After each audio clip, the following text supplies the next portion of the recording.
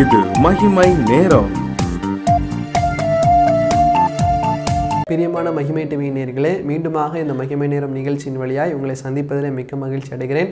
கர்த்தர் கொடுத்ததான இந்த நல்ல வாய்ப்புக்காக தேவாதி தேவனை நான் ஒரு விசை மகிமைப்படுத்துகிறேன். இந்த நாளிலும் கூட கர்த்தர் இந்த வாரம் முழுவதுமாக வேதத்தின் அடிப்படையிலே நாம் யார் என்பதை குறித்து நாம் தியானித்து வருகிறோம். நம்மோடு கூட பேசி கொண்டு வருகிறார்.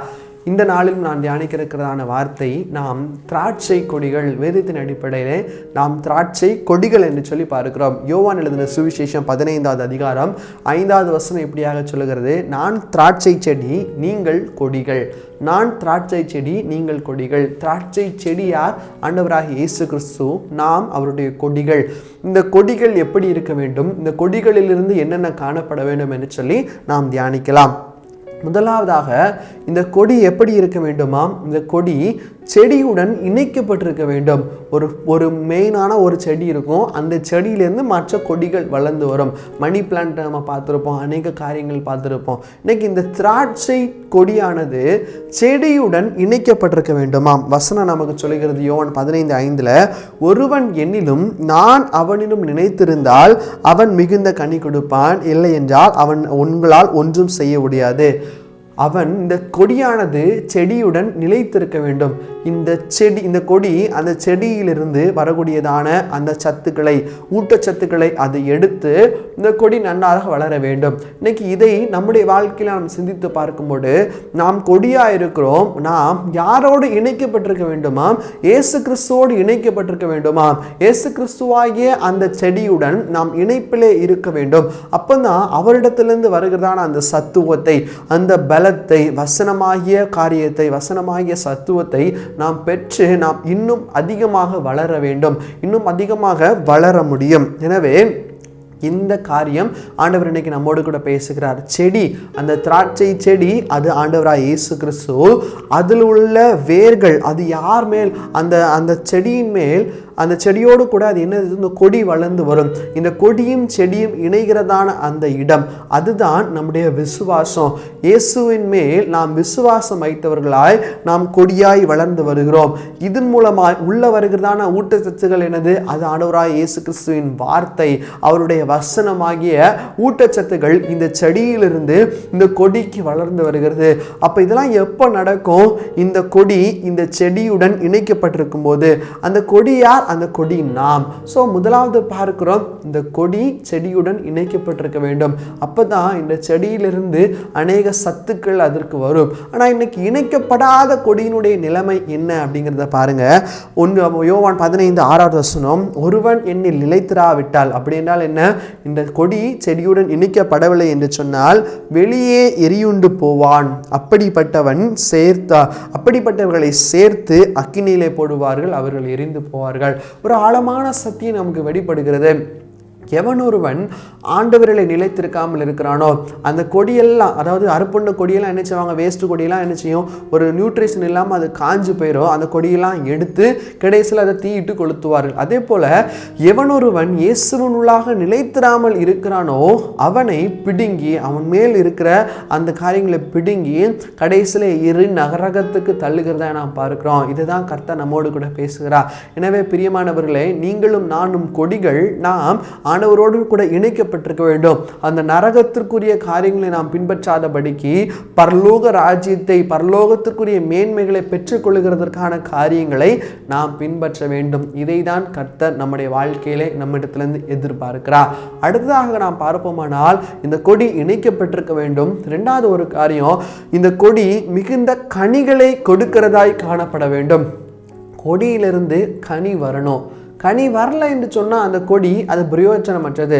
அத்திமரத்தை பார்க்கிறோம், ஆண்டவர் அத்திமரத்தில் அதில் உள்ள கனிகள் இல்லாததுனால் அதை சபித்ததாக நம்ம பார்க்கிறோம். அதே போல தான் இந்த கொடியிலே கனிகள் இருக்க வேண்டும். கனிகள் இல்லாத கொடி அது சாபத்திற்கு ஏதுவானது, அது பிரயோஜனமற்ற கொடி. இன்னைக்கு நம்ம இணைக்கப்பட்டிருக்கலாம், இந்த கனிகள் இல்லாத கொடியும் கூட ஒருவேளை செடியோடு கூட இணைக்கப்பட்டிருக்கலாம், ஆனால் கனி கொடுக்கணும். அது இன்னைக்கு நிறைய கிறிஸ்தவர்களுடைய வாழ்க்கை இப்படி தான் இருக்குது. இயேசுவின் மேலே பற்று வைத்திருக்கிறாங்க, விசுவாச வச்சிருக்காங்க, எல்லாம் மனசுல இருந்தா போதும் அப்படின்னு சொல்லுவாங்க. அப்படி அல்ல, வசனம் என்ன சொல்லுகிறது, மனசுல இருந்தா மட்டும் போதாதுங்க, நீங்க உங்களுடைய கனி கொடுக்கணும். அந்த விசுவாசத்தின் வழியாய் விசுவாச வாழ்க்கையை நீங்க வாழ்ந்து காட்டணும். சர்ச்சைக்கு மனசுல இருந்தே ஜெபம் பண்ணா போதும் அப்படின்னு சொல்லல. எதற்காக வேத ஆலயத்திற்கு போகணும் என்று சொல்லியிருக்கிறாங்க? கனி கொடுக்கிற ஒரு வாழ்வு. இன்னைக்கு நம்ம கனி கொடுக்கிறோமா? இந்த திராட்சை செடியில நம்ம நிலைக்கப்பட்டிருக்கிறோம், கிறிஸ்தவர்கள் என்ற பேருக்குள்ளாக நம்ம இருக்கிறோம், ஆனா கனி கொடுக்கிறோமா என்பதை யோசித்து பார்க்க வேண்டும். இன்னைக்கு அநேக பேர் அந்த கனியிலுமே 2 விதமான கனி இருக்குது. கனி கொடுக்குறாங்க, அந்த கனி இனிப்பான கனியா இருக்கணும், நல்ல சுவையான கனியா இருக்கணும். புளிப்பான திராட்சை பழத்தை அநேகம் பேர் விரும்புறது இல்லை, யாருக்குமே பிடிக்காது. கசப்பான பழம் அதுவும் விரும்புறது இல்லை. நல்ல அருமையான நல்ல சுவையான இனிப்பான பழத்தை தான் விரும்புவாங்க. இன்னைக்கு நம்முடைய வாழ்க்கையிலும் இந்த இனிப்பான கனிகள் என்ன, எதை ஆண்டவர் நம்மிடத்திலிருந்து எதிர்பார்க்கிறார் அப்படின்னா, கலாத்தியர் 5வது அதிகாரம் 22வது வசனத்துல ஆவியின் கனிகளாகிய 9 கனிகளை கொடுத்திருக்கிறார். இன்னைக்கு உங்க வீட்டில் எழுதி போடுங்க அந்த ஆவியின் கனிகளை. எங்க உங்க கண்களுக்கு தெரிகிறபடி அதை நீங்க பார்க்கும்போது, அன்பு கனி என்கிட்ட இருக்கா, சந்தோஷம், சமாதானம், இச்சையடக்கம் போன்ற ஆவியின் கனிகள் 9 கனிகள் இருக்கு. இந்த கனிகள் ருசியான கனிகள். இந்த கனிகள் ஆண்டவருக்கு பிரியமான, ஆண்டவரை மகிமைப்படுத்தக்கூடியதான, ஆண்டவருக்கு சந்தோஷத்தை தடுக்கிறதான ஒரு கனிகள். இதை நாம் பெற்றிருக்கிறோமா அப்படிங்கிறத யோசிச்சு பாருங்க. இன்னைக்கு இந்த உலகத்துல இன்னொரு கனி கொடுக்கிறவர்களும் இருக்கிறாங்க. அவர்களை குறித்து வேதாந்தத்தில் சொல்லியிருக்கிறது கலாத்தியர் 5வது அதிகாரம் 19வது வசனத்துல எப்படிப்பட்ட கனிகளை கொடுக்கிறாங்களா பாருங்க. மாம்சத்தின் கிரியைகளை வெளியரங்கமாக இருக்கிறன, அவையாவன விபச்சாரம், வேசித்தனம், அசுத்தம், காம விகாரம், விக்கிரக ஆராதனை, பில்லி சூனியம், பகைகள், விரோதங்கள், வைராக்கியங்கள், கோபங்கள், சண்டைகள், பிரிவினைகள், மார்க்கபேதங்கள், பொறாமைகள், கொலைகள், வெறிகள், களியாட்டுகள் முதலியவைகளே. இப்படிப்பட்டவைகளை செய்கிறவர்கள் தேவனுடைய ராஜ்யத்தை சுதந்திரிப்பதில்லை என்று சொல்லி நான் உங்களுக்கு சொல்லுகிறேன். அப்ப இப்படிப்பட்டவைகளை செய்கிறவர், இதெல்லாம் புளிப்பான கனி. இவங்களும் கனி கொடுக்குறாங்க, ஆனா இவங்க எப்படிப்பட்ட கனி, கசப்பான கனி கொடுக்குறாங்க. புளிப்பான கனி, ருசியான கனி இல்லை. இவர்கள் வசனம் சொல்லுது தேவ ராஜ்யத்தை சுதந்திரிப்பதில்லை. அப்ப நம்ம பார்த்து, இவர்கள் இந்த கொடிகளை கர்த்தர் பிடுங்கி எரி நரகத்துல போடுவார், இந்த கொடிகளை பிடுங்கி சுட்டெரிப்பா. இன்னைக்கு நம்ம எப்படி இருக்கிறோம்?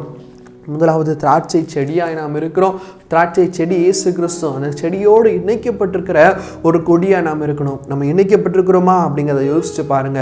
நம்ம இணைக்கப்பட்டிருந்தாலும் நாம் கனி கொடுக்குறோமா அப்படிங்கிறத யோசிச்சு பாருங்க. கனி கொடுக்கல அப்படின்னா அநேக சத்துக்கள் இன்னும் போய் சேரலை. இன்னும் வசனமாகிய சத்துக்கள் நம்ம பார்த்தோம். சத்துக்கள் என்னது? வசனம், ப்ரேயர் லீடிங், அதுக்கப்புறம் பைபிள் ரீடிங், எல்லாமே தான் இந்த சத்துக்கள். இந்த சத்துக்களை நம்ம இன்னும் பெற்றுக்கொள்ளலை. இப்போ கனி கொடுக்குறோமாங்கிறத யோசிச்சு பாருங்க. அப்படியே கனி கொடுத்தாலும் எப்படிப்பட்ட நம்ம கனியை கொடுக்கிறோம்? ருசியான கனியை கொடுக்கிறோமா, இல்லை கசப்பான கனியை கொடுக்கிறோமா? யோசித்து பார்ப்போம் பிரியமானவர்களே. நம்முடைய வாழ்க்கையில ருசியான கனிகளை கொடுப்போம். கர்த்தரோடு கூட இணைக்கப்பட்டிருக்கிற கொடியான மாற்றப்படுவோம். தேவன் தாமே கேட்ட இந்த வார்த்தைகளின் படியாய் நம் ஒவ்வொருவரையும் காத்து வழிநடத்துவாராக. ஆமேன். நாம் ஜெபிப்போம். எங்களை நேசிக்கிறதான எங்கள் இரக்கம் நிறைந்த பரலோக சுவாமி, அப்பா உம்மை நோக்கி பார்க்கும்படியாக நீர் எங்களுக்கு கொடுத்த கிருபைக்காக நன்றி ஆண்டவரே. அப்பா இந்த நாளிலும் கூட எங்களோடு கூட நீர் பேசின இந்த வார்த்தைகளை உம்முடைய கரத்தில் நாங்கள் ஒப்பு கொடுக்கிறோம் ஆண்டவரே. அப்பா நீரே எங்களோடு கூட பேசினீர், உமக்கு நன்றி ஆண்டவரே. உம்மோடு கூட நாங்கள் இணைக்கப்பட்டிருக்க கிருபை செய்யுங்க. நாங்கள் நல்ல கனிகளை, ருசியான கனிகளை, ஆவியின் கனிகளை நாங்கள் கொடுக்க கிருபை செய்யுங்கப்பா. எங்களுடைய வாழ்க்கையை விட்டு ஆண்டவரே கசப்பான கனிகளை நீர் எடுத்து போடுங்க ஆண்டவரே. ஒருவேளை இன்னைக்கு எத்தனையோ பேர் ஆண்டவரே உம்முடைய சமூகத்தில் செடியோடு கூட இணைக்கப்படாமல் இருப்பார்களானால், பாவத்துக்கு இன்னும் அடிமையாக இருப்பாங்கன்னா அவங்களை நீ சந்திங்கப்பா, அவங்களை நீ தொடுங்கப்பா ஆண்டவரே. நீர் அவர்களை சந்திக்கும்படியாக ஜெபிக்கிறோம். நீர் அப்படி செய்கிறதற்காக உமக்கு நன்றி செலுத்துகிறப்பா. நீரே பொறுப்படுங்க, வழி நடத்துங்க, உண்மையாக வைங்க. துதிகன மகிமை உமக்கு செலுத்துகிறேன். மீட்பராம் இயேசுவின் மூலம் ஜெபிக்கிறோம் எங்கள் நல்ல பிதாவே. ஆமேன், ஆமேன்.